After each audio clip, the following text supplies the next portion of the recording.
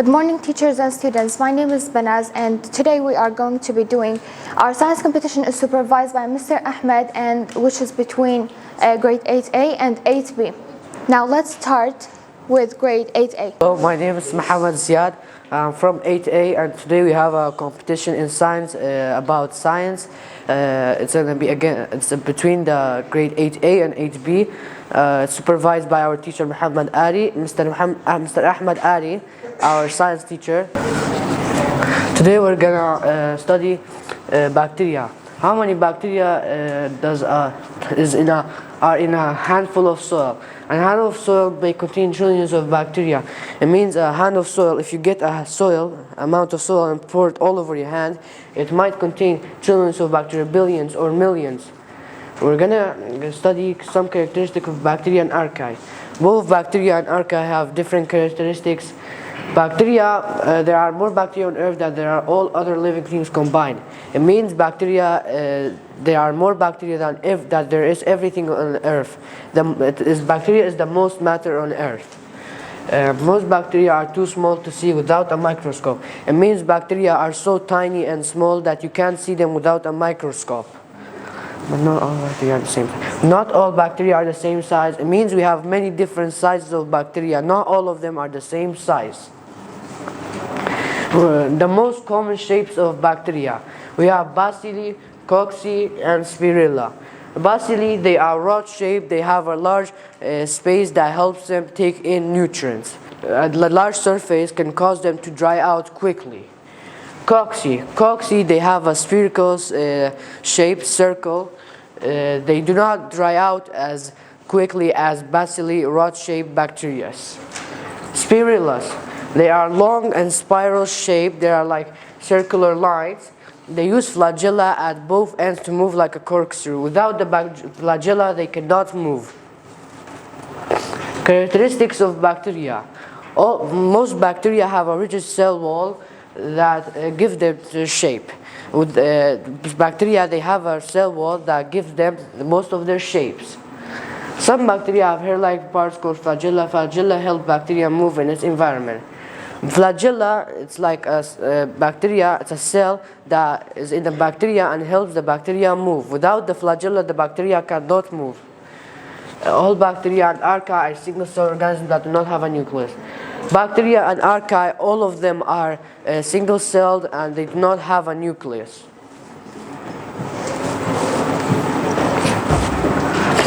Prokaryotes, an organism that consists of a single cell that does not have a nucleus. Prokaryotes is another organism. It also does not have a nucleus. It also has a flagella. Binary fission, a form of asexual reproduction in single-celled organism by which one cell divides into two cells of the same size. It's a form of reproducing done by one parent only in single-celled organisms, by which the one parent divides into two cells of the same size, equal sizes. At first, the cell grows, the DNA is copied and is attached to the cell membrane. The DNA and its copy grow and separate into the same sizes. The cell splits into each new cell that has a copy of the DNA. Like it said, the bacteria divide into two parts of the same size and they keep the copy of the DNA. Hello, my name is Mustafa. Today we're going to learn about the second lesson, bacteria and archaea. Endospore is a thick wall protective spore that forms inside a bacteria cell and bacteria cell. An endospore contains genetic material and proteins and it's covered by a thick protective coat. Endospore is a thick wall coative spore that forms inside a bacteria cell and is covered by a thick protective coat. Scientists found endospore inside that was preserved in the amber for more than 30 million years. Classifications of bacteria. There are three classifications of bacteria: producers, consumers, and decomposers. Producers, these bacteria use the energy from sunlight or chemical energy to make food. Producers make food for their own good. Consumers get their food by eating other organisms. Bacteria like bacteria eat their own food. Decomposers get their food on dead organisms. They get their food by dead organisms. Cyanobacteria are producers. Cyanobacteria usually live in water. These bacteria contains the green, blue, and red pigment chlorophyll. Chlorophyll is important to photosynthesis. Cyanobacteria are producers.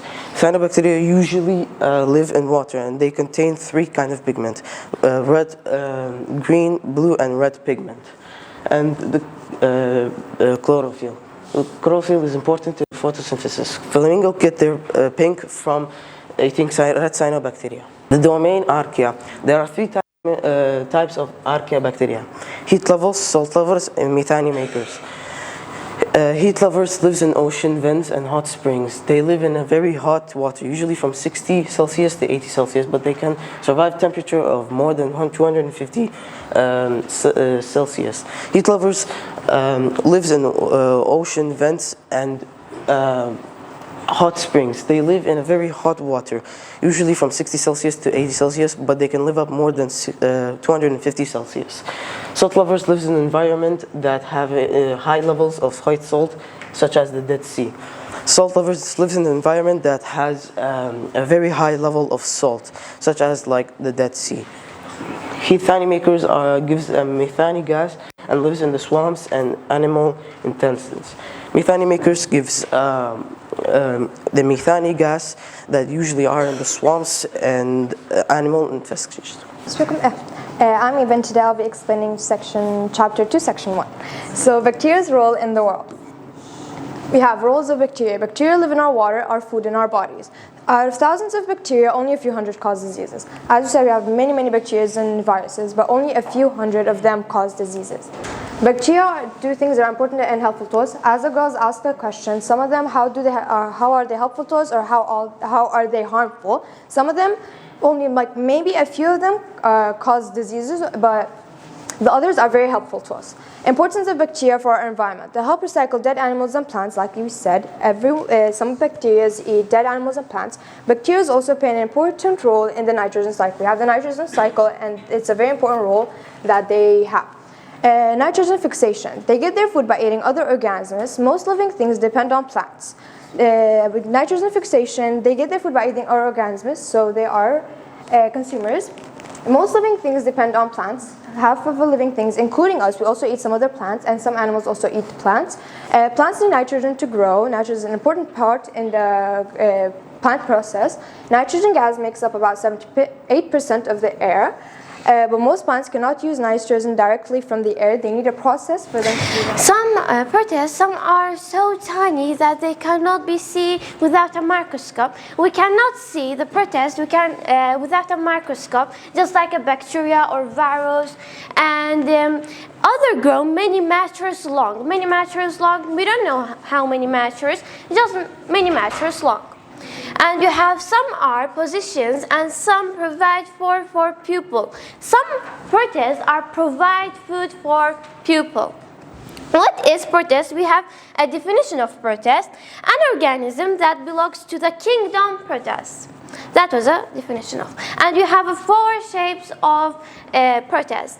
Zooflagella, slime mold, ulva, and permisium. Zooflagella like a green pigment, and slime mold like ulva, broccoli, and permisium moon. Characteristic of protist. We have 4 characteristics of protist.